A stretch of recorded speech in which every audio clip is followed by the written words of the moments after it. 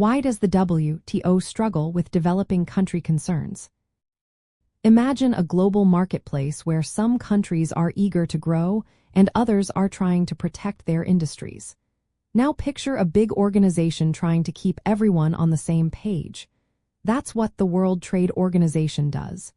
But it often finds it hard to meet the needs of developing countries. Developing nations usually depend a lot on farming, raw materials, and low-value manufacturing. These sectors are very sensitive to trade rules and subsidies from richer countries.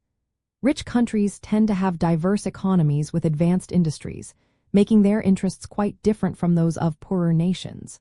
When it comes to trade negotiations, they often clash over issues like agricultural subsidies and market access. Many developing countries are not deeply involved in global value chains. This means they don't participate in the complex international production networks that help countries grow faster. Because of this, they don't benefit as much from trade liberalization. For example, countries like Brazil and India face big export challenges if WTO rules weaken, especially since they lack other trade agreements or deep integration into global supply chains. Developing countries relying heavily on the WTO's rules to keep trade predictable and to settle disputes.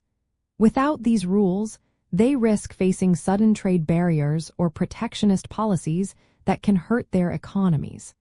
This reliance makes them more vulnerable to unfair trade practices. Another challenge is that many developing nations have fewer resources and less technical know-how to participate effectively in WTO negotiations. This limits their influence and makes it seem like the organization favors wealthier countries. The negotiations are complex and requiring expertise, which some developing countries lack. The deadlock over the Doha Development Round is a big example.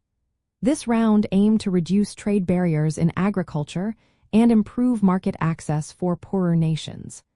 But disagreements among members have kept negotiations stalled for years. This has hurt the WTO's ability to address the specific needs of developing countries. Protectionism is another issue.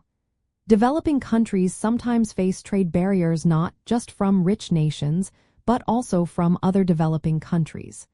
Measures like anti-dumping duties and tariffs can distort trade and make it harder for exporters in these nations to grow. From a macroeconomic view, if the WTO can't address these concerns, developing countries could see their exports drop by up to 33 to 45%.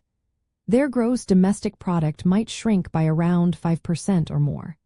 This can lead to more poverty and slower economic growth, which affects the entire global economy.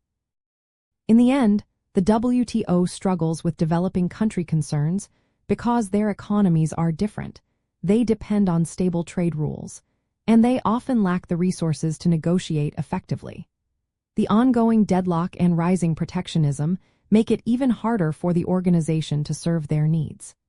This situation puts the growth of these economies at risk and challenges the stability of the global trading system.